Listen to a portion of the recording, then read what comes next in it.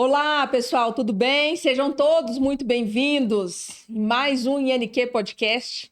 Hoje com um convidado muito especial, um grande amigo, um grande parceiro meu de longa data, que vocês vão conhecer já já. E passando aqui, gente, para reforçar que nós estamos presentes em todas as plataformas digitais, lembrando as nossas redes sociais, @Instituto Naves Queiroz, @INQAcademy.oficial. Lá que a gente divulga os episódios inéditos, alguns takes extremamente importantes, e para vocês assistirem aqui a esse episódio nas plataformas e pegarem tudo ainda fresquinho. Não deixem de nos seguir e nos acompanhar. E hoje, gente, tendo a honra de receber, como eu disse, esse grande amigo e grande parceiro, Dr. Ubiramar Correia. Obrigado, Natália. Ortopedista, especialista em joelho. Bira, que eu já chamei ele de Bira há muitos anos, então não tem jeito. Muito obrigada, de coração, por você estar aqui nesse bate-papo. Deixa eu contar para vocês que hoje é sexta-feira à tarde, 6h20 da tarde. Só, Natália, só por você, viu, Natália? Gente, era pra gente estar no boteco. Assim, eu não posso, porque eu tô gestante, né? Mas era pra gente estar no boteco prusiano. Nós estamos aqui, Vamos lá graças falar a um Deus. pouquinho de joelho e de medicina, né? De fisioterapia, de saúde. Falar de saúde, falar de medicina, falar de joelho, falar de ligamento, que é um assunto extremamente importante, que todo mundo busca, né, Bira? Sim. Informações e conhecimento. E assim, gente, é pra gente ter aqui um bate-papo leve, pra gente poder realmente conseguir conduzir uma linguagem que vocês consigam entender e que vocês consigam também esclarecer. Queria, doutor Ubiramar, que você deixasse suas redes sociais também para as pessoas. Quem puder seguir e acompanhar o trabalho incrível que o doutor Ubiramar faz, não deixem de segui-lo. Tá, minha rede social principal é o Instagram, @Dr. Ubiramar Correia. Entre o U e o B do Ubiramar tem um Lzinho lá, Ubiramar Correia. E também tem o site, que é o www.cirurgiadojoelhogoiania.com.br. Show de bola. E doutor Ubiramar, para a gente poder começar esse bate-papo de hoje, queria que você contasse um pouquinho sobre essa história, né? A sua história profissional. Por que medicina? Por que ortopedia? Por que joelho, Bira? Olha, porque medicina foi algo que sempre me cativou, né?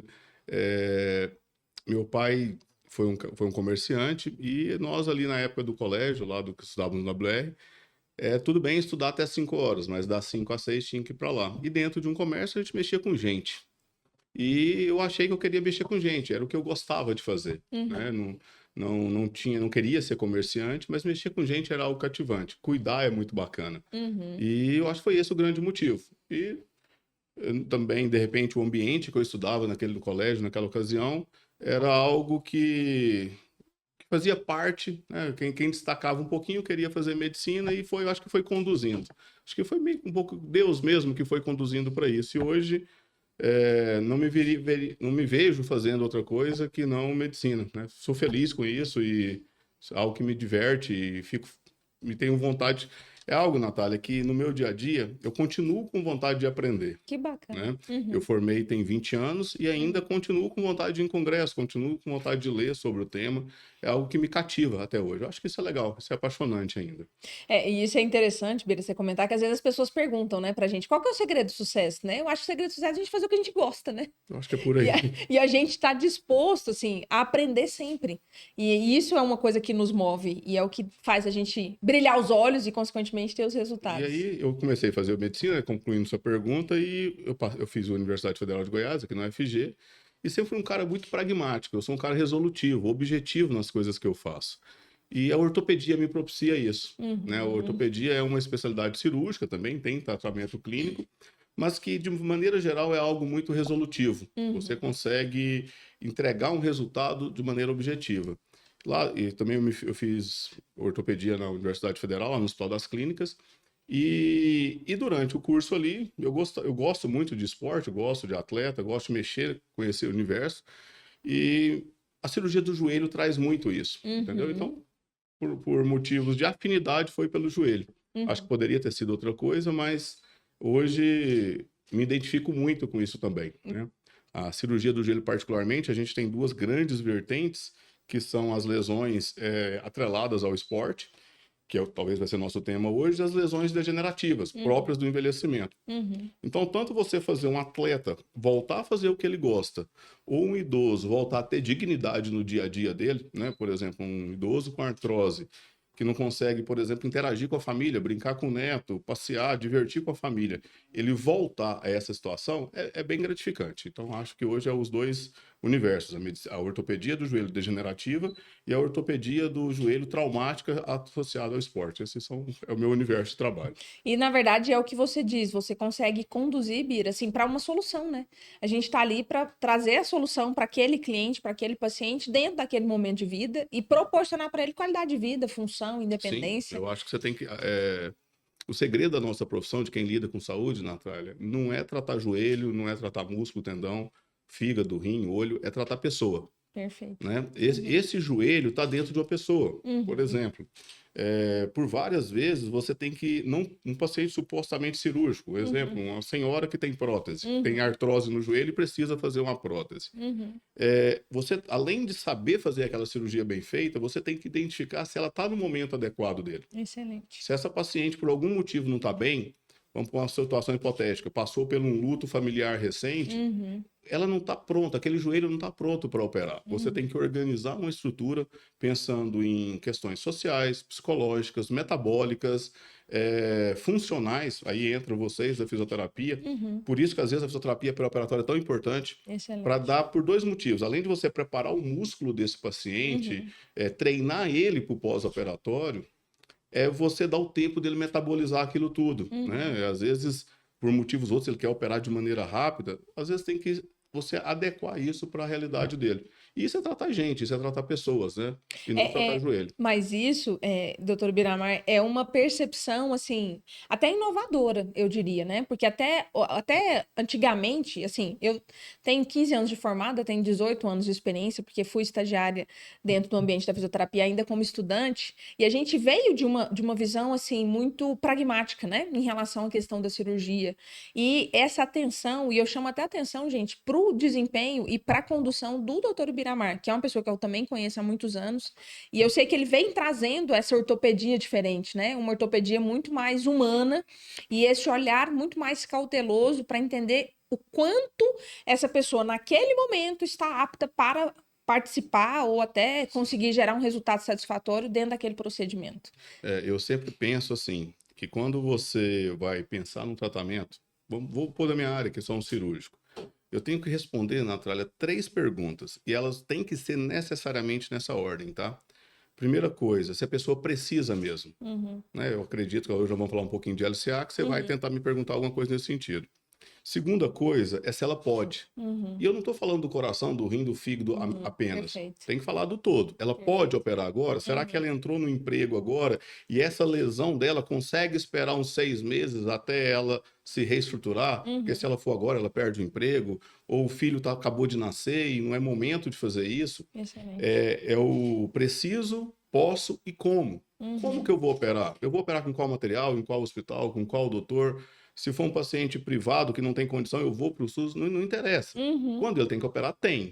Agora, como que isso vai efetivar é a terceira pergunta. Excelente. Entendeu? E aí é essa ordem, você não pode fugir disso. Né? Hoje é isso que me guia na condução. Então, tem pacientes que precisam operar, podem operar, mas não tem como operar agora. Nesse momento. Entendeu? E aí depois ele se organiza, enfim, se organiza de algum do que não está legal até efetuar a cirurgia, entendeu? E dentro desse aspecto, Bira, assim, uma das lesões mais comuns a gente sabe que é realmente por isso que eu quis trazer esse tema, que é muito todo mundo busca muita informação sobre isso, são as lesões ligamentares, né? Que envolvem o joelho. E uma das lesões mais comuns, não tem jeito, é a lesão do ligamento cruzado anterior.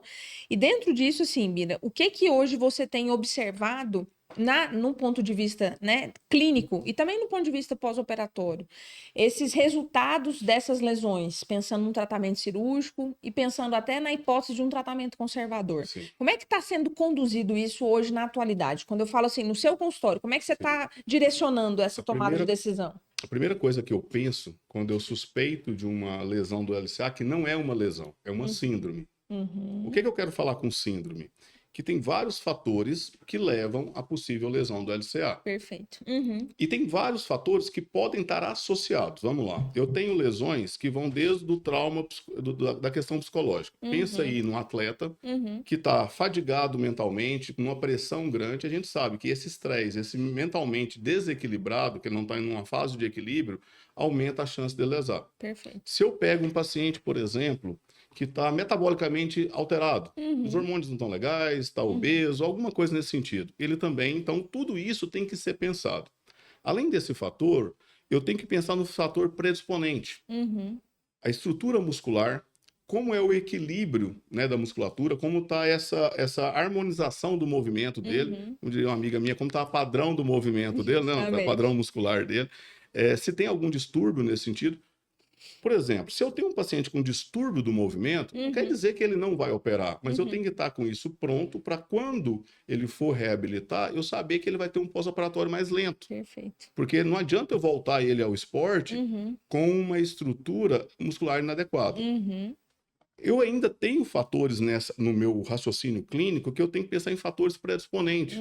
O formato do joelho dele, o formato da bacia dele, você tem uma bacia mais estreita, mais larga. Se ele tem uma deformidade angular, né, que é o joelho para fora, que é o var, ou o joelho para dentro, que é o valgo. Se ele tem a região de dentro do joelho, um intercôndilo, entre o côndilo femoral e o lateral estreito. A angulação, o slope posterior da tíbia, a angulação da frente para trás, né, de anterior para posterior, se isso é aumentado. Então, você tem que pensar em todo. Então, isso para mim é o fundamental. E agora a última etapa ainda. O que esse indivíduo machucou? Comento com o estagiário que acompanha a gente, lá no IOG ou nos outros serviços que eu estou, que nunca é só um LCAzinho. Natália, hoje a proporção de pacientes que operam LCA isolado é ínfima. Sempre, ou quase sempre, quando você estuda melhor e investiga melhor isso, tem alguma coisa. O buraco é mais embaixo. É mais embaixo. E isso, Bira, é muito bacana do Bira falar isso, gente, porque a gente acha, assim, a gente às vezes quer ser muito rápido para resolver um problema.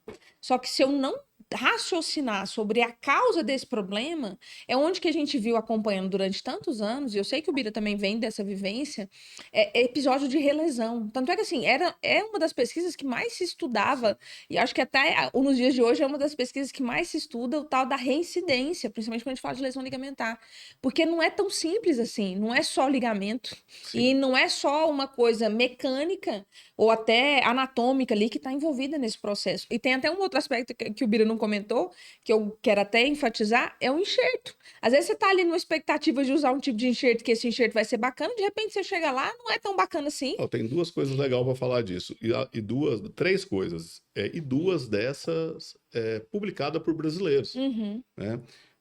Em 2020 para 2021, um colega da Santa Casa, o Brás, ele, numa dissecção lá de mestrado dele, com os alunos dele, descobriu, entre aspas, um novo ligamento, que é o ligamento oblíquo anterior do joelho. Imagina há quanto tempo se conhece a anatomia do joelho, há quantos anos, né? Estuda isso e agora entende um ligamento que tem uma relevância. Enxerto, vamos lá. Nós sempre tivemos, Natália, 3 enxertos clássicos, vamos dizer. O enxerto dos tendões flexores, o semitendíneo e o grácil. Enxerto do tendão patelar, onde pegava um tarugo ósseo da patela, o terço central do tendão patelar e um tarugo ósseo lá da tíbia. O tendão quadricipital, onde pegava o tarugo ósseo da parte proximal da patela e a parte tendinosa do tendão do quadríceps. Hoje, nós temos, essa semana eu usei em 2 pacientes, 2 cenários diferentes. Um desses que foi publicado por colegas brasileiros também, onde a gente está usando agora somente o reto femoral. A gente consegue um enxerto longo, o que eu tirei essa semana tinha 31 centímetros de comprimento, aonde você não agride todo o quadríceps. Olha quanto isso faz diferença para você, físio. Muito. É muito diferente em relação à atrofia muscular do quadríceps, eu tirar dos 4 tendões, eu tirar uma parte, quarto disso, deixando o restante, do que eu tirar todo o fecho, os 4 fechos. Eu vou ter uma atrofia muito menor. Sem dúvida. Um outro enxerto também que a gente usa menos frequente, mas fica que o pessoal do pé já usava, tudo mais, mas que a gente vem usando em situações específicas, é o fibular longo, entendeu? Essa semana eu fiz uma paciente, uma recirurgia dela, ela tinha operado em outro serviço, não deu certo e foi lá para reoperar. E eu usei essas duas opções. Que show. Ela já tinha operado o outro joelho, então o outro joelho dela não tinha enxerto, área doadora, e seria um paciente sem solução, de repente, há 5, 8 anos atrás. Sem solução de enxerto autólogo, talvez enxerto de doador, né, de banco. Mas foi uma solução muito bacana, entendeu? Não, e assim, Bira, é o tanto que isso é algo específico, né? Não tem como você trabalhar, que até então a gente hoje pensava tanto no processo de reabilitação, e eu acho até na condução cirúrgica, meio que padrões, né? Mas você tem que analisar a especificidade, você tem que ver aquele indivíduo, o que a gente vai ter de resposta positiva de acordo com aquelas características, com aqueles sinais, com aqueles sintomas, para tomada de decisão e ter resultado, né? E hoje, para mim, se você me perguntar o que é mais moderno na cirurgia dos joelhos, para mim é uma palavra: individualizar. Perfeito. E aí, vamos lá. Se tudo que eu penso é individualizar, como que eu posso ter um protocolo único de cirurgia ou de fisioterapia? Excelente. Assim, eu vi há pouco tempo, bem recente mesmo, tem menos de 24 horas, um colega fisioterapeuta falando que o protocolo de LCA dele é infalível. Eu só fiquei quieto e continuei o assunto, não entrei no mérito. Mas não tem jeito. Se cada LCA é de um jeito, como que você vai tratar todos da mesma forma? Perfeito. Mas isso vem lá da essência, né? Vem lá, eu acho, da criação divina. Deus fez cada um de um jeito. Nem gêmeos são iguais, né? Nem gêmeos são iguais. Então, como que você vai tratar todos da mesma forma? Isso é, no mínimo, imbecil. Sim. É, na verdade, Se você um tiro é no diferente, pé. porque como você vai tratar igual? Não tem jeito, né? E isso aí, Bira, é até bacana você comentar sobre isso, porque assim, entrando naquela questão que era uma realidade, que é uma preocupação, acho que de todos nós profissionais que trabalhamos nessa área, o tal da recidiva de lesão.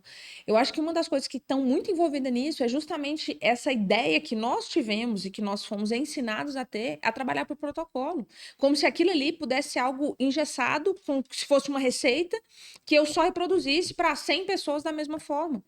Sem respeitar. Eu falo assim, nós, você e nós, eu. Isso, nós assim, da saúde, né? De forma geral. E a gente hoje, inclusive, na cirurgia, olha o tanto de informações que o Dr. Biramar trouxe pra gente, do tanto de coisa que ele precisa analisar para ele poder ser mais coerente, para ele poder ser mais assertivo e para a gente poder garantir o resultado Em satisfatório. relação à relesão, Natália, eu tive no último congresso europeu, que foi em Milão, e um dado que eu acho interessante, é um grupo de fisioterapia de Londres, apresentou um resultado muito, muito bacana. O que eles falaram? Existia uma lenda, há uns anos atrás, que o atleta podia voltar com 6 meses de pós-operatório. Vamos lá. Fizeram um estudo muito bem desenhado. Pessoas que voltaram com 6 meses tiveram 40% de relesão. Altíssimo índice. Nossa Senhora, né? Não vale nem a pena começar a tratar uma coisa que quase metade perde. Isso. Pacientes que voltaram, aí esse dado é importante, olha como é interessante, com 9 meses, ele teve 2 grupos. 9 meses, olha, eu estou falando de pacientes que o doutor cirurgião de joelho fez tudo o que tinha que fazer. Não teve erro técnico, não teve o erro de lesões, fez todas as lesões associadas, suturou menisco, fez lesão periférica, fez osteotomia, não teve erro de indicação. Pacientes com indicação plena.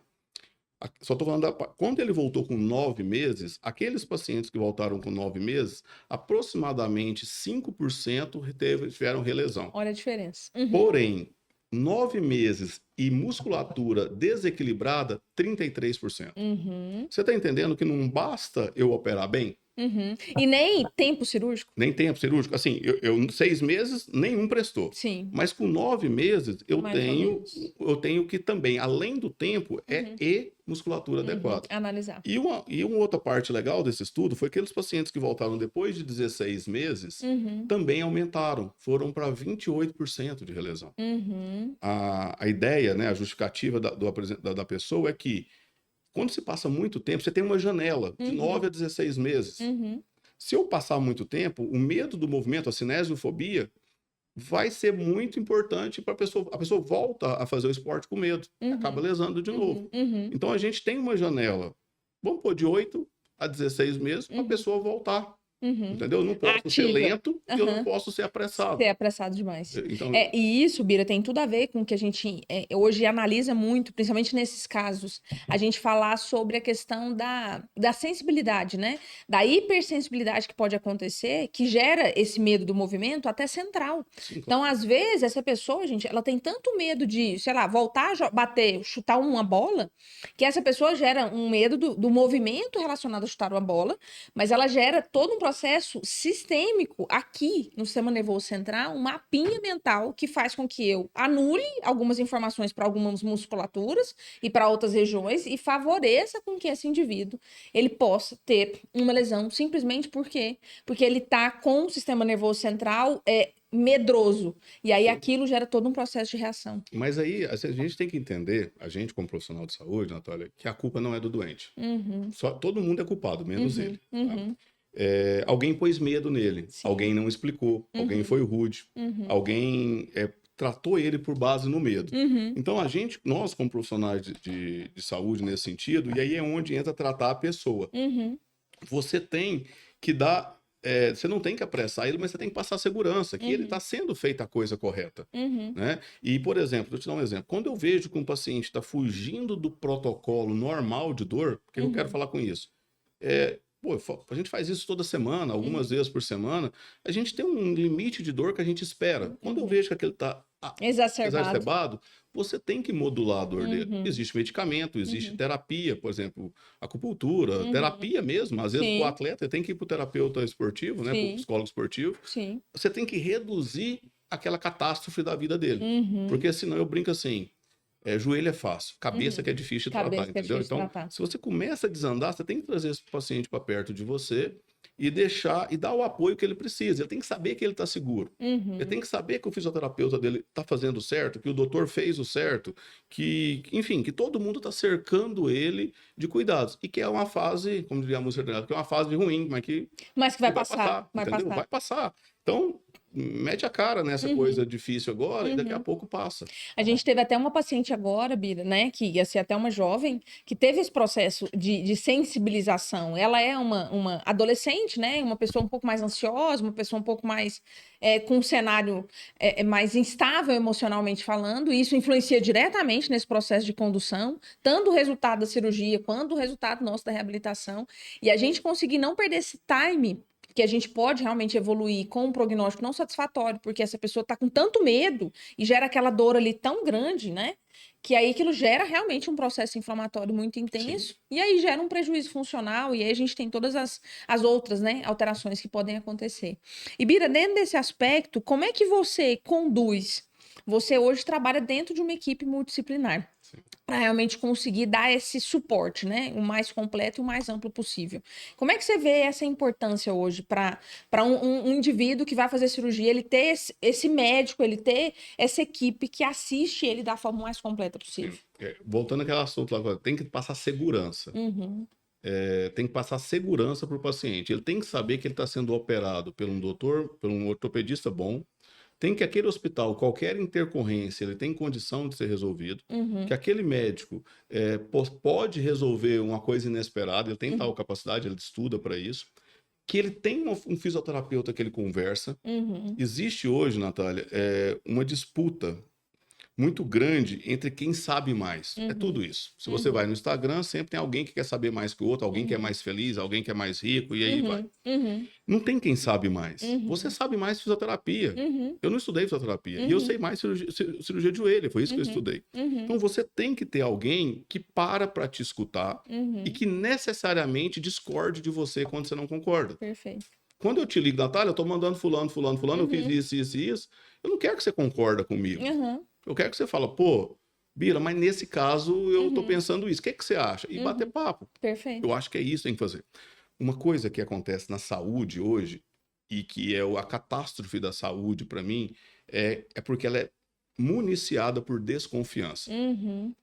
O plano de saúde acha que eu tô pedindo, desconfia de mim que eu tô pedindo cirurgias necessárias. O paciente tem receio de eu estar indicando uma coisa visando apenas a questão financeira. Financeiro. O fisioterapeuta tem medo de eu estar roubando o paciente dele. Eu tenho medo do fisioterapeuta estar falando mal de mim. E isso vai do hospital, em todas as cadeias. Sim. Você tem que ter pessoas que geram o contrário, uma cadeia de confiança. Você tem que ter pessoas que você fala, olha, ela trataria de mim. A Natália é a única fisioterapeuta boa de joelho? É claro que não. Eu sou o único cirurgião de joelho que sei operar joelho? Não. Sim. Mas eu confio nela. Vai lá nela.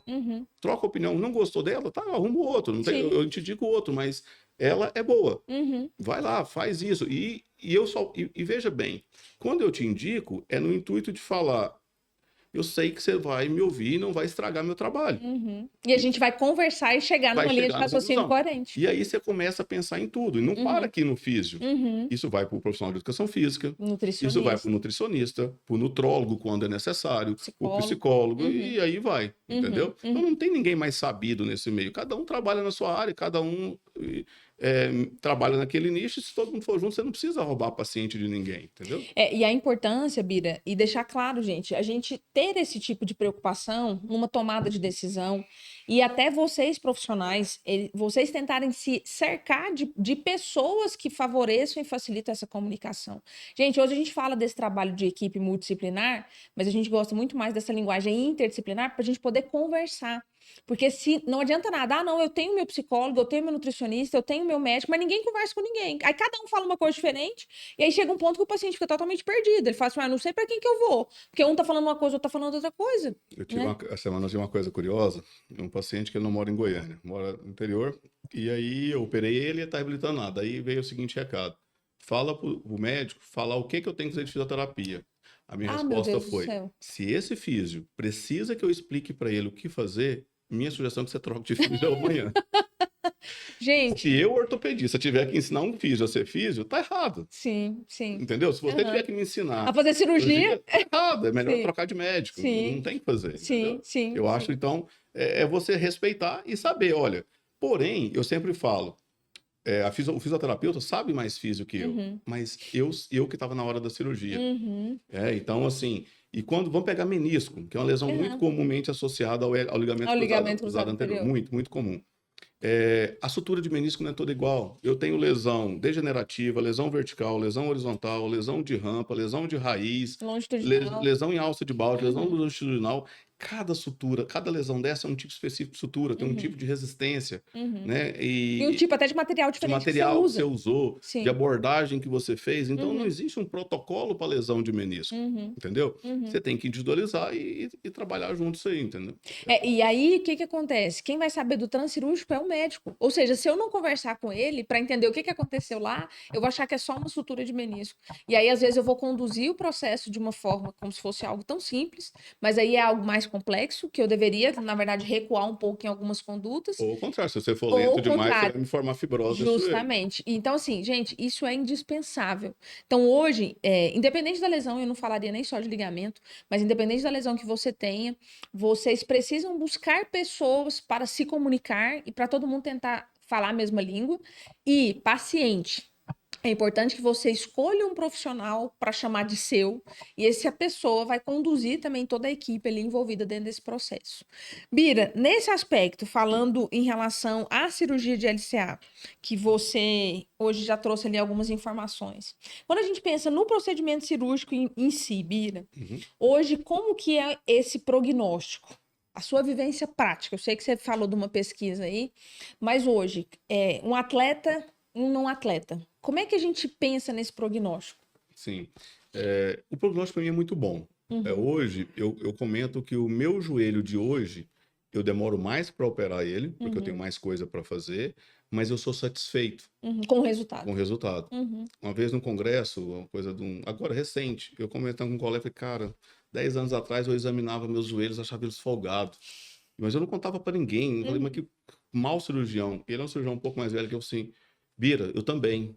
Então, quando hoje a gente está suturando os meniscos, né, ou pelo menos a gente gasta uma energia grande para isso, pensando nos ligamentos extra-articular, Colateral medial, colateral lateral, o canto posto-lateral, o canto posto-medial de maneira mais ampla, né? Não só os dois colaterais, o ligamento anterolateral, o ligamento oblíquo anterior. Quando a gente pensa no joelho como um todo, a gente entrega um resultado melhor. Uhum. Nath, mas assim, o profissional é diferente do amador. Uhum. Né? Vamos pegar um profissional, quando ele machuca, ele continua recebendo um salário, Uhum. tendo um apoio de um grupo, de um clube, para continuar cuidando dele. Uhum. O atleta amador, ele começa ali o primeiro, eu percebo, o segundo, o terceiro, até o quarto mês bem focado. Uhum. Vai indo, vai surgindo outras prioridades, Disperso. familiar, Uhum. trabalho, Uhum. e eles tendem a afastar um pouco. Uhum. Aí cabe ao médico e ao físio ter funções de resgate. Uhum. De educação, De né? educação. Uhum. Eu hoje,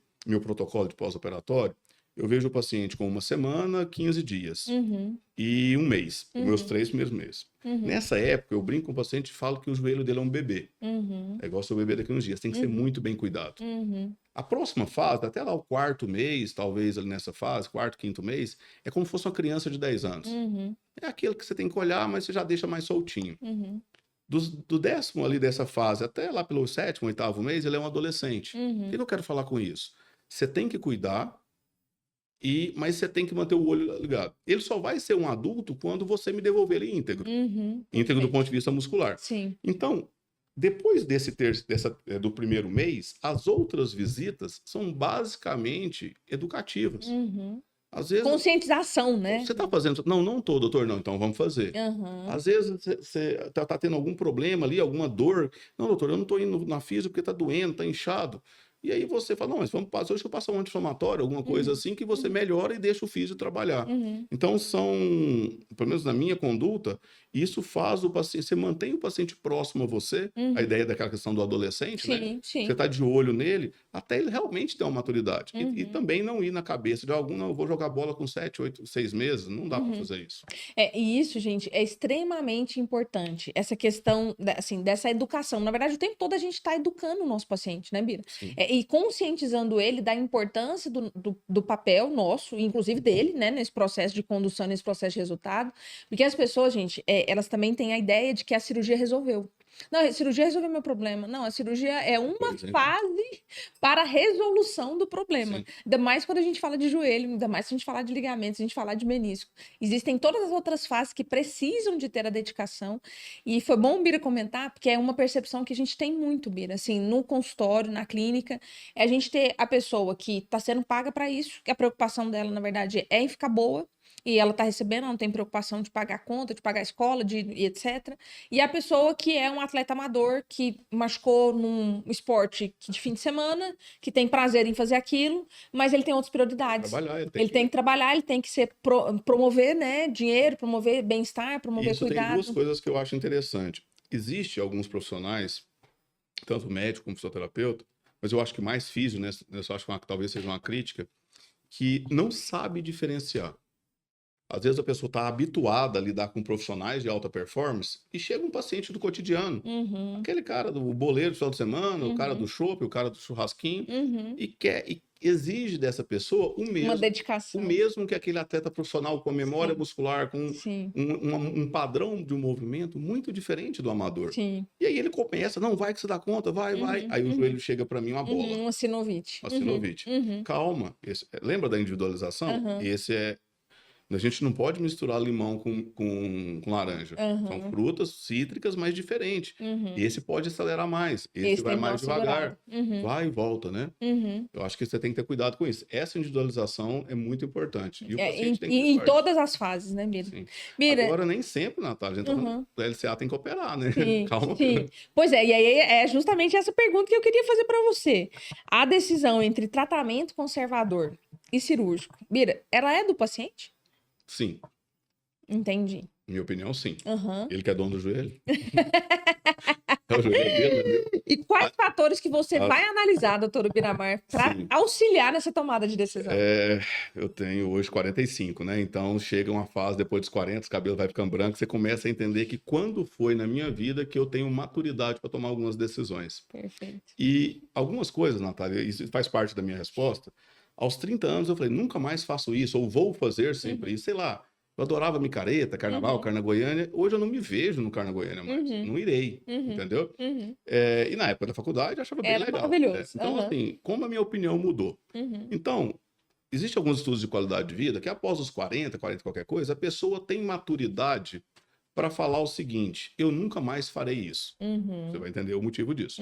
Então, se chega lá um cara de 20, um adolescente, 30, né? O cara tá no meio da faculdade, acabou de formar. Poxa, a vida dele vai fazer tanta confusão, né? Que você não sabe julgar. Natália Queiroz, nunca vou jogar vôlei na minha vida. Aí, de repente, nasce um bebê que quer jogar vôlei com a mãe. Isso não era importante antes do ser nascer. Depois que a pessoa nasceu, se torna algo, entendeu o que eu quero falar? Crucial. Então, eu acho que não tem a ver com ser velho. Tem a ver com ter maturidade. Primeira coisa é essa. Tem que ser uma pessoa que eu confio. Na informação real. Ele não pode... Que ele tá te passando. Não é pelo medo. Ninguém quer operar. Ninguém quer operar. Sim. Ponto. Mas se é uma pessoa que tem condição de definir de maneira... Não pelo medo, mas sim pela necessidade, eu confio. Segunda coisa, não ter instabilidade no dia a dia. Doutor, tô sentindo nada no meu joelho, faço tudo. Porque tem gente, Natália, que trabalha num caixa do supermercado. E tem gente que é policial e tem que, de repente, ter uma luta corporal com um bandido. Entendeu? São funções São diferentes. necessidades diferentes. Então, não tem instabilidade no dia a dia. E o que pesa? Na minha opinião, ele tem que estar sujeito de maneira definitiva, eu falo que nunca, não é nunca, é para sempre, abdicar de atividades pivotantes da vida dele, que rodam em cima do joelho. Rotacionais. Doutor, meu negócio é uma bicicleta, meu negócio é uma musculação, né? Vou fazer coisa desse tipo, e é isso que eu vivo, enfim. Esse cara, ele tem uma chance grande de não precisar operar mesmo. É claro que quando eu não opero um paciente, eu falo assim, tudo tem o pós e o contra, né? Se eu vou operar, eu tenho alguns riscos. Eu tenho um risco pequeno, muito pequeno, quase desprezível, mas de problema anestésico, de infecção, de não dar certo, enfim, de fibrose, tem esses riscos. Mas quando eu deixo de operar, eu também tenho risco. O restritor primário, que é o cruzado anterior, foi embora. Que é um grande estabilizador de É o joelho. principal que está lá dentro, no movimento de anterolateralização do joelho. Sim. Aí o menisco começa a trabalhar com uma coisa que não foi feita. O menisco nasceu para ser secundário. Começa a ser o autor primário. Só que o chefe lá de cima, o nosso engenheiro, não fez ele para isso. Então, existem estudos mostrando que por volta de 80% dos meniscos, quando a pessoa continua praticando atividade pivotante do menisco medial, o menisco que era íntegro, rompe. Entendi. A pessoa tem que estar sujeita a isso. Outra coisa, eu tenho, por exemplo, estudos também me mostrando que em torno de 20 e poucos por cento, após 5 anos, existe uma varização, uma deformidade da tíbia. Entendeu? Uma Então, mudança assim, de eixo. mudança de eixo. Então, peraí, você está mesmo pronto a isso? E outra, não operar não é não tratar. Perfeito. Aí eu vou para um dos estabilizadores dinâmicos, que é o músculo. Perfeito. Onde entra vocês, fisioterapeutas, e entra os educadores físicos. Perfeito. Eu vou fazer, primeira coisa, adequação esportiva, vou mudar o meu esporte, que eu machuquei, vou trabalhar aqueles restritores, que o meu defeito é um, o seu é outro, do fulano é outro, do ciclano é outro, são diferentes, para que ele possa mitigar a ausência do LCA. A ausência daquela estrutura. Entendeu? Perfeito. E isso ainda você coloca fatores hormonais, tem pessoas que são hipermóveis, então é difícil. Mas quem tem que definir isso é ele. Eu não defino. Agora sim, se chega um cara lá de 22 anos, universitário, eu falo, cara, tem que operar. Eu já não abro muita aguarda para isso. Entendeu? Até porque você sabe que o nível de maturidade para essa tomada de decisão... Não é que ele é irresponsável. Ela vai mudar ao longo do tempo. As verdades mudam. Te dei um exemplo aí da sua gravidez, que pode ser que daqui uns dias você queira virar hoje você não joga beach tênis. Talvez daqui 10 anos você quer virar um atleta. De beach tênis. É filho ou filha? Eu não sei. É filha. É menina agora. Menina? Menininha. Bira, gente, olha que importante o que a Bira tá trazendo de informação. Porque, assim, a gente entender, primeiro, que o paciente é o ser ativo. Sim. Ele precisa o tempo todo ser o ser ativo. E isso até eu chamo atenção para a nossa conduta como profissional, porque às vezes, Bira, a gente quer assumir as responsabilidades pelo outro. E aí, às vezes, é muito fácil para o outro falar assim, não, mas não deu certo porque você Não, mas não deu certo porque você, eu falo que é terceirizar a culpa. Quando a gente A tem... coisa que eu mais odeio é terceirizar a culpa, né? Não, mas e na Isso. verdade é o que mais acontece nos dias de hoje, Bira. A culpa foi do Ainda mais, médico, a do culpa foi do médico, do fisioterapeuta, fisioterapeuta. Então, assim, gente, no primeiro momento, ele tem que ser um ser conscientize. ativo, né? Dentro da decisão. Dentro da Lá decisão. na hora de operar. Você Lá quer na operar, hora, por quê? assim, e de qualquer tipo de tomada de decisão. Na hora de operar, é quando, é com quem, é como, Você lembra? né? Preciso, posso e como. Isso. E o Não como vai tem com quem? Não jeito. gostei desse. E tem empatia. Isso que eu ia falar, da afinidade. Você não Da gostou, o afinidade, doutor do é bom pra perfil. caramba, a fisioterapeuta é boa pra caramba. Mas não gostei do Não jeito gostei, dela. não bati, por exemplo. O santo não Tem bateu. 2 amigas minhas fisioterapeutas que, para a pessoa fazer com ela, tem que ter problema auditivo. Pra dar conta do nível, do tom Natália, de funciona voz. assim, ó. Vou te mandar para 2 fisioterapeutas boas, mas É doida. É parece doida. aquelas maritacas para pagar que levou um tiro. Elas vão gritar, mas são boas, vai lá que dá certo. Mala sem alça. Mas, gente, é muito importante a gente pensar nisso, tá? Vocês profissionais, e até vocês que são estudantes ainda, que estão ainda se profissionalizando, importem-se com a opinião do paciente, escutem a opinião desse paciente, mas, acima de tudo, peça a opinião desse paciente o tempo todo, pra gente se resguardar. Porque se der alguma coisa errada, vai ser muito fácil ele botar a culpa em Mas você. isso só é válido, Natália, se você passar segurança. Uhum, Porque se você passar medo, a decisão dele vai ser pelo medo. uhum. E aí você tá, no caso do Você tá ortopedista de joelho, boicotando, né? não, desculpa a expressão aí que tá sendo, você vai ferrar com o joelho desse caboclo. Entendi. Por Uhum. quê? Se você não passar a segurança necessária, que você tem conhecimento, que você é capaz e que é só uma decisão de precisar ou não precisar e não por medo, Uhum. se a pessoa precisa, se ela for fazer e continuar, ela vai piorar muito o joelho dela. Uhum. E principalmente, ela vai deixar de viver momentos bons. Perfeito, Você entendeu? perfeito. Porque vamos lá, eu te dei o exemplo de uma possível sua filha vai virar jogadora de beach Sim. tênis aí. Uhum. Mas dentro do ambiente esportivo, talvez o menos importante é suar. Uhum. Ali você tem amigos, você tem a resenha, você tem a cervejinha depois da futebol, ou do que quer que seja. Você tem o churrasquinho, você tem a pegação no pé. Uhum. Isso é relação social. Uhum. Sabe lá no comecinho que a gente falou que a gente cuida de pessoas? Uhum. Isso adoece a cabeça. Uhum. Imagina um ser humano que trabalha de segunda a sábado, correria. O único lazer de vários e várias pessoas é o futebol final de semana. Como é que você simplesmente tira isso? Você vai tirar a única coisa que ele faz. Por prazer. E aí, por medo. Então, você tem que necessariamente passar. E isso em todas as escalas. Excelente. E sabe o que eu penso? Que você não precisa indicar uma cirurgia forçada do ponto de vista financeiro. Uhum. Eu sei que é, né, acadêmico, então tem muito estudante aqui. Uhum. Nossa, se eu não operar esse paciente, eu quero esse dinheiro, eu preciso desse dinheiro. Uhum. Não preocupe, vai dar certo. Uhum. Financeiramente vai dar certo. Sim. Faz certo que o resultado vem. Você não precisa, o fisioterapeuta, como o educador físico, como fisioterapeuta, não precisa forçar um tratamento conservador quando é cirúrgico. Uhum. Você não precisa desse paciente para pagar suas contas. Uhum. Vai ter o paciente conservador, Sim. vai ter o pós-operatório. Então, essa não tem que ser o que motiva o profissional de saúde a conduzir um caso. Uhum. Faz seu Perfeito. serviço bem feito, faz naquilo que você acredita que vai dar certo. Lógico, tem que dar uma estudadinha, né? Pelo menos de uma base.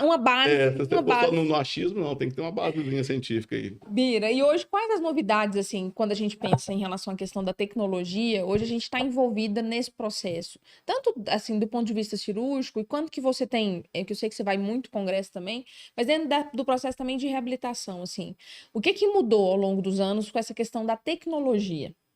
Vamos lá começar da cirurgia. Primeira coisa, o diagnóstico. Uhum. Então, cada vez mais, ressonância melhor, a maneira como fazer radiografia, como fazer tomografia, então a gente tem uma acurácia melhor nisso, tá? Os próprios equipamentos estão melhores hoje, Sim. né, Bira? Segunda coisa é tratamento, chama analgesia pré-imptiva. Uhum. Eu trato a dor antes dela acontecer na cirurgia. Show. Menos dor, menos inibição artrogênica, né? Que é quando a articulação inibe a ativação muscular. Menos medo, menos sinovite, melhor trabalho. Então, você começa tudo isso que tem Precocemente. quando você faz essa analgesia pré-imptiva. Uhum. Algumas coisas... Outra coisa, o diagnóstico. Refazer tudo aquilo, tecnologicamente. Eu tenho vários métodos de sutura, cada vez mais eficazes, né? Cirurgia, suturas meniscais, por exemplo, que eu faço totalmente dentro do joelho, que eu uso de dentro para fora, de fora para dentro, dependendo da situação. Esses ligamentos que hoje a gente, não é que descobriu, mas que nós descobrimos a importância deles. Anterolateral, ligamento oblíquo anterior. E continuando. E tem algumas coisas vindo na medicina regenerativa. Uhum. Acho que essa palavra regenerativa, na minha opinião, é balela. Uhum. É medicina anti-inflamatória. Uhum. O que eu falo é uma medicina que ela tem que ser... Ela tem um fator biológico associado. Perfeito. Quando eu falo regenerativo, me parece que eu vou regenerar um joelho idoso. Não vai. Uhum. Mas existem várias coisas e várias linhas de pesquisas que vêm crescendo e mostrando que o fator biológico é algo muito, muito bacana. Uhum. O pessoal agora da escola da Santa Casa de São Paulo está desenvolvendo um projeto legal, porque a ideia, inclusive, lá que eles estão fazendo, é algo que seja para ser feito no SUS, sem custo, ou custo ínfimo. Show. Que eu traga, por exemplo, o coágulo de fibrina. Pega sangue periférico, tem lá um processo que é feito e coloca isso junto ao ligamento cruzado anterior. Como se fosse uma cola. Como fosse a cola, o fator biológico. Isso sem custo.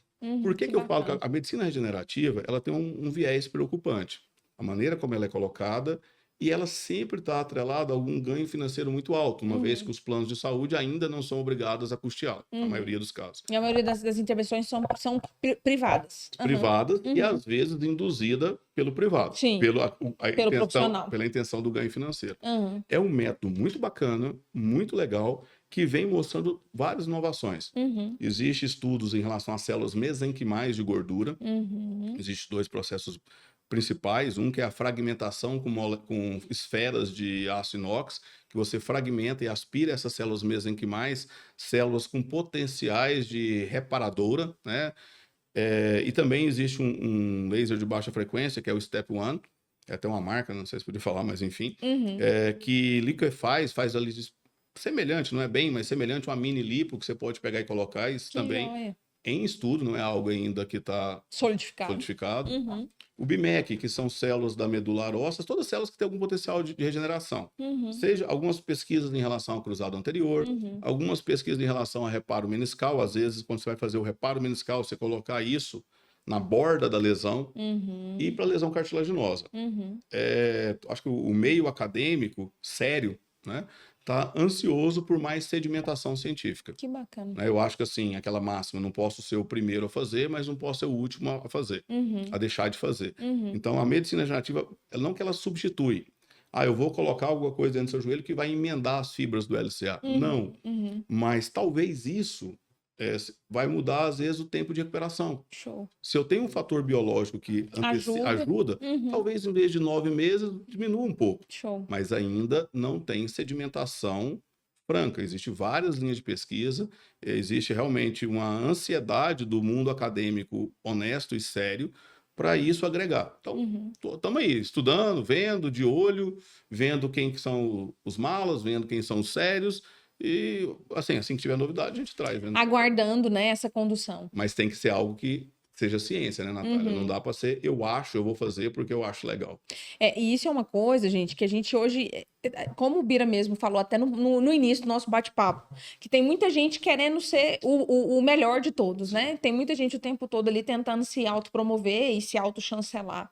E hoje a gente tem a tecnologia para nos auxiliar no processo, mas isso não muda a necessidade do nosso raciocínio clínico e de toda essa especificidade nessa tomada de decisão ali do ponto de vista técnico. Agora, uma coisa, Natália, deixa eu te interromper, só para finalizar, que hoje, como mudou isso significativamente, eu acho que começou contigo. Não sei se você lembra, uma vez você avaliou, fez uma avaliação do meu movimento lá e como isso mudou. Sei lá, vou pegar aqui 15 anos atrás, 10, 15 anos atrás, não sei. Como que eu, ortopedista, falava para um paciente com 9 meses de pós-operatório, doutor, posso jogar bola? Pode, Tava Era. trancava, Passava agulha. Pode, não pode. Sim. Falava, cara, vai voltando devagarinho aí. E era bem isso mesmo. Vai voltando, faz uma musculação. Vai tentando. Media lá com a fitinha. O diâmetro da coxa continua sendo importante, tal, mas media e tal. A fisioterapia, vê se você concorda comigo, não tem muitos anos que ela virou uma ciência real. Sim, sem dúvida. 50 anos atrás, eu acho que Nem nem existia, não. Então, há alguns anos atrás, era uma coisa meio que eram os preparadores físicos, Justamente. que eram técnicos. Então, atualmente, a físio, essas avaliações de retorno ao esporte são fantásticas. Indispensáveis. Porque o que eu explico para o paciente, eu gosto muito disso.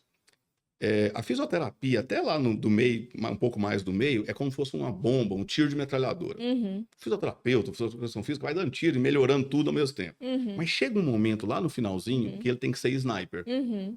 Ele tem que ser É um glúteo preciso. que não tá bom, é um É, tornozelo que não tá dobrando, é um perfeito, quadríceps que tá desmétrico. perfeito. Não existe, por exemplo, viu esse dia a crítica, mas não tem um padrão. Não, não tem Não, não mesmo. tem mesmo. Aham, Não tem, a gente falou no aham. começo que é individualizado. Mas tem como eu saber se o meu padrão tá muito anômalo. Uhum, O que que nisso está excelente. tão errado? E isso dá uma segurança, inclusive, para diminuir aquela cinesiofobia. O Uhum, cara chega lá com 9 meses, faz uma avaliação que vocês fazem, né? uhum, Outras sim. pessoas fazem também, mas vocês fazem bem.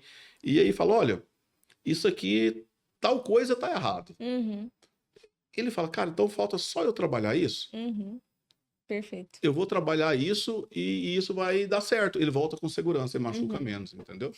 Gente, e isso é tão importante, Bira, porque assim, isso faz parte até da questão da revolução tecnológica, né? A Sim. gente hoje ter esse recurso tecnológico, mas a gente, acima de tudo, acho que tem um senso crítico. Eu, assim, quando a gente se conheceu, eu e o doutor Biramar, foi buscando o Bira para poder me auxiliar num processo de pesquisa. E aí era uma das minhas dores. Eu não entendia por que que a gente tinha uma incidência tão alta de relesão. E aí uma das coisas que eu percebia é que existia muita disfunção, existia muita assimetria. Só que ninguém olhava, né? Ninguém olhava, todo mundo olhava para o joelho. A gente, inclusive, era ensinado, na verdade, a olhar para o joelho. Ninguém olhava para o quadril, ninguém olhava para a coluna, ninguém olhava para o pé. E eu falava, gente, por que que a dona Maria ou o João agora teve uma lesão? Aí dali 2 anos ele tem lesão no outro joelho, aí dali 5 anos ele tá com dor lá na coluna, e aí depois ele teve uma fratura no tornozelo, né? E aí, assim, todo esse senso crítico que vem de uma necessidade clínica, porque você vai observando as coisas, você fala, mas esse trem tá errado, aí. Ou eu não tô sabendo o que que eu tô fazendo, Você ou lembra a do meu gente não joelho que eu tá. achava que ele era ruim, que eu era o pior Lembro, cirurgião do mundo, justamente. e na verdade, naquele momento, aquela era a verdade. Era o que a gente tinha Era a de verdade. O maturidade, de legal da informação. ciência é que ela é evolutiva, né? Isso, justamente. E aí, eu ouvi uma história, isso eu acho que vale a pena o jargão. Um colega lá de São Paulo falou assim: medicina é a ciência da verdade transitória. Perfeito. É, E é bem isso mesmo. saúde, né? Saúde, de forma Mas, por geral. exemplo, Uhum, você achava que você estava tratando mal. uhum, E você estava tratando mal. uhum. Você, como fisioterapeuta daquela Sim, época. sim, com Eu, certeza. como ortopedista, acabei de afirmar várias vezes que eu Uhum, não tinha um diagnóstico do todo. uhum, Eu também, às vezes, fazia só o LCA e arrancava o menisco. uhum, Hoje a gente preocupa. Falei para você que a minha cirurgia demora mais hoje, porque eu tenho sim. mais coisa para consertar. Uhum. O ortopedista melhorou, você melhorou e o resultado é E o melhor. resultado é melhor, sem Entendeu? dúvida. Então, e aí, quando você vai comparar um estudo publicado há 15 anos atrás, como você compara? Volta na laranja e no Uhum. limão. Um cara que operou um segmento, né, de Há 15 anos, 15 anos atrás. ele foi reabilitado por esse Com fisioterapeuta, essa mentalidade, há tá? 15 anos Foi atrás. operado por um ortopedista que, Com esse com esse conhecimento. conhecimento, Uhum. com materiais técnicos e de diagnóstico daquele jeito. Ah, não, essa cirurgia não é boa. Uhum. Como que não é boa? Você está comparando coisa diferente. Sim, Hoje, o joelho funciona melhor. sim, O sim. paciente vive E melhor. toda a condução Claro, né? de todos os profissionais que estão Toda essa envolvidos no condução processo. normal aí, né? Perfeito, perfeito. Gente, e é bem isso, Bira, assim, que eu acho que eu que realmente queria trazer de clareza para as pessoas. A gente entender assim, não tem receita de bolo, não tem como a gente falar de um protocolo para a gente pensar nem no procedimento cirúrgico, Sei não. muito menos no procedimento de reabilitação. A gente precisa analisar uma diversidade de fatores para pensar num bom prognóstico e até na tomada de decisão, se é algo cirúrgico ou se não é algo cirúrgico. E a importância da gente ter um diálogo. A gente conversar entre si, né, e entre nós, tanto com o profissional de educação física, quanto com o médico, quanto com o nutricionista, o psicólogo, para a gente poder conseguir cuidar dessa pessoa de verdade. Volta lá no início, a gente cuida de E gente. a gente vai cuidar não é do joelho, né, É de Bira? A gente. gente vai cuidar é de gente. Mas veja bem, cuidar de gente também é operar o joelho. Sim, sem Por quê? Porque dúvida. às vezes, lembra de falar da resenha, do bate-papo, da vida social? Isso é importante para aquele cara. Você Aquilo tem está que sendo devolver isso. impactado. Então, Uhum, assim, quando eu opero, Natália, normalmente a pergunta crucial é: uhum. o que a senhora, ou o senhor, ou você, enfim, quer fazer com esse joelho? Que gracinha. Para que você vai usar esse tal desse joelho? Uhum. O que tá te fazendo falta na vida que esse joelho não tá te permitindo? Que O bonitinho. doutor tá fazendo tudo. Pô, então, Uhum. cancela a Então tá cirurgia, tudo vamos bem. embora, Uhum. vamos fazer outra coisa. Que bacana. Não, mas eu quero fazer aquilo, eu quero fazer aquilo outro, entendeu? Uhum, Acho que uhum. esse é o. Eu não estou fazendo pela situação de agora, Sim. né? Bira, se você pudesse, então, dar um conselho final para as pessoas que estão nos escutando, gente, pensa num bate-papo muito, muito, muito cheio de informação. Você fala isso pra todo mundo não, né, Natália? Não falo não, Bira, mas é porque eu gosto, eu só convido aqui quem eu gosto, você sabe, quem eu admiro. Então, assim, eu fico quicando. O que você faria hoje, Dani? Não é nem conselho, né, Bira? Mas assim, o que você poderia fazer acho que, deixar de clareza para as pessoas hoje? Tanto de pacientes, quanto de profissionais que estão nos escutando. Não entendi bem qual parte, eu não entendi em relação a quê? Eu falo assim, em relação à questão do procedimento, da lesão em si, do ligamento cruzado anterior. Eu acho que assim, o que seria um conselho para essas pessoas Escolha ter profissional que você atenção? confia. Uhum, Escolha profissional sério. Não existe milagre. Quem faz joelho normal é Deus. A gente faz uma reforma bem bacana. Que sensacional. A gente faz uma reforma boa. A gente é um bom reformador. Uhum, Mas quem faz normal é Deus. Mas a gente faz, quando tudo dá certo, é um joelho funcionalmente normal. show. Isso é muito diferente, mas você volta a ter qualidade de vida. Uhum. Você volta a ter dignidade. Isso é legal. Agora, escolha quem você confia.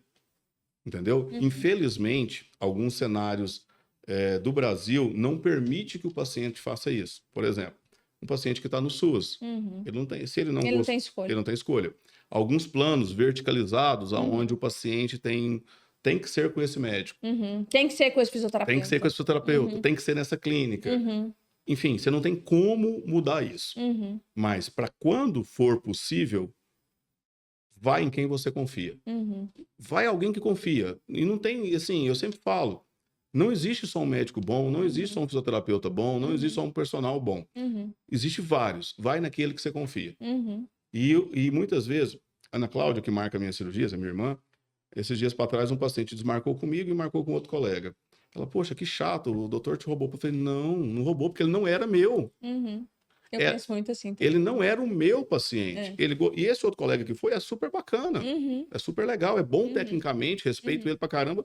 Se eu machucasse meu joelho, até talvez deixasse ele operar meu joelho. Era uma das opções que eu ia jogar. Mas não, o paciente tem autonomia. Se ele, por algum motivo, não, eu sei que eu tô fazendo certo, eu sei que eu estudo, eu sei que eu faço o meu melhor. Ele não era meu, era do outro. Então tá tudo certo. Tá tudo bem. Tá tudo bem, isso é normal, isso não é preocupante. Eu falo isso muito para as pessoas, assim, eu falo que acho que ninguém tá na nossa vida à toa e a gente também não tá na vida das pessoas à toa. Claro. Eu acho que tem um motivo, né? Eu acho que Deus lá também faz a gente se conectar e a gente conseguir ali gerar relacionamento. Então, assim, se essa pessoa tiver que ser seu paciente, se você tiver por quê, de acordo com Deus, cuidar dessa pessoa de alguma forma, essa pessoa vai ser conduzida para estar com você, né? Independente do qual for o tipo de tratamento. Acho que você deve fazer o mesmo. Eu não opero. Assim, tem que ter um casamento. Sim. O paciente quer operar comigo, mas se eu não fui com a cara dele também, eu arrumo um jeito de não operar esse cara. Excelente. Tem que ter ele tá me dando o corpo dele. E eu tô dando meu nome para ele. Sim, justamente. Entendeu? E isso é importante. Eu tô dando o meu trabalho, meu conhecimento, minha energia, meu tempo. E às vezes eu não tô lá com a minha família para estar cuidando daquela pessoa. Você não vai fazer isso por qualquer um. Não vou. Se ele é doido, descompensado, agressivo. Quer ver uma coisa que eu não aceito? Que eu não trato? O paciente desacatou minha secretária, minha equipe. E aí Já começou errado. Entra dentro do consultório, é um anjo. Não é a pessoa. Não, é uma equipe. A gente falou aqui de várias pessoas, mas tem. Hoje eu tenho 4 funcionários que estão trabalhando comigo. E sem eles eu não dou conta. Sim. Tem daqui para frente, depois da cirurgia, tem daqui para trás. Perfeito. Então, se ele maltrata a minha secretária, ele está me maltratando. Então, ali, ele não está respeitando, né? Não está respeitando. Então, eu trato, faço tudo com todo respeito, mas não é um paciente que eu quero pôr a mão nele. A não ser que ele esteja em risco de vida, mas que normalmente não é minha rotina de consultório, né? Sim, sem dúvida. Bira, sensacional. Que bom. Muito bom. Algum palpite que alguém aproveita alguma coisa ou desaproveita. Excelente, doutor Binamar. Gente, muito obrigada, Bira. Obrigado. Obrigadão, te admiro muito, você sabe disso. Obrigado por você ter dado um moralzinho para sua amiga, tá? De anos, graças a Deus. Gente, mais uma vez reforçando, nós estamos presentes em todas as plataformas digitais e vocês ali vão ter acesso a esse episódio inédito e cheio de informação. E assim, a gente trouxe uma condução, acho que, Bira, muito leve, muito clara e trazendo a importância de um outro olhar quando a gente pensa em lesão e quando a gente pensa em cirurgia. Que eu acho que a gente, às vezes, está acostumado a falar muito da questão anatômica, da questão da intervenção em si. Isso não deixa de ser importante. Mas a gente trouxe... Continua sendo fundamental. Sim. É fundamental, mas você, assim... O que eu percebo que o que é essencial, isso é basal, É básico. né? É tipo o ser humano ser honesto. Isso não é virtude, é Aham, básico. é básico. O que você precisa trazer de diferente é entender a pessoa. Excelente. E respeitar esse Sim. processo, né? Gente, lembrando dos nossos perfis, sigam lá a gente no Instagram, @Instituto Naves Queiroz, @inqacademy.oficial. E, gente, tem muita novidade por aí. Ficaremos até a próxima. Muito obrigada, doutor Beijo Biramar. grande. Beijo grande. Beijo, meu povo. Até a próxima. Tchau, tchau.